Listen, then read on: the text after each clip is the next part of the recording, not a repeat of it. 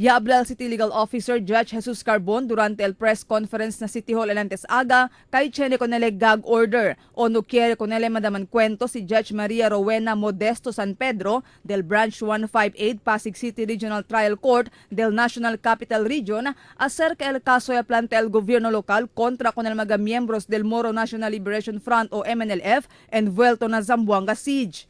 There was a gag order issued by the judge directing everybody not to talk about these cases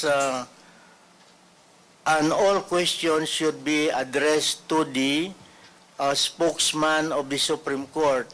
The judge was shown there an issue of Zamboanga today where I think I made some statements right here in this press con that the Department of Justice is bent on entering into a plea bargaining agreement with the accused, even without the consent of the city.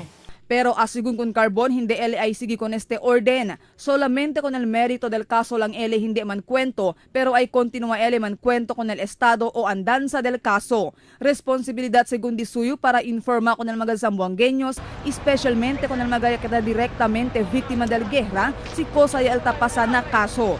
Asigun con Carbon, ta esta pa ahora bajo na pre-trial el caso, itali pa syempre el asunto del plea bargaining.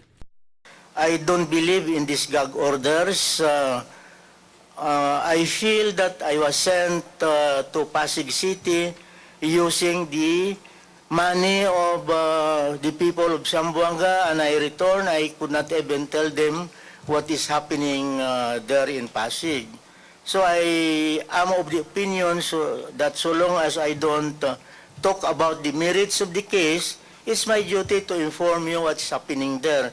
Pero yabla si Carbon, hindi mas eleta puede atende regularmente con el pre-trial por causa kay ta falta ya fondo el gobierno lokal para usa na gastos kada vez ta anda ele na Pasig para atende con el pre-trial. Kada mes según taman schedule pre-trial del caso el judge alya na Pasig y grande tagasta el gobierno lokal kada pre-trial. Asigun pa kun Carbon, desdal na fondo del City Legal Office sila tasaka con el gastos del viaje y otro pa. City Legal Office has spent more than 200,000 just attending to these cases. We have no more budget for travel because these funds are taken from the appropriation for the City Legal Office.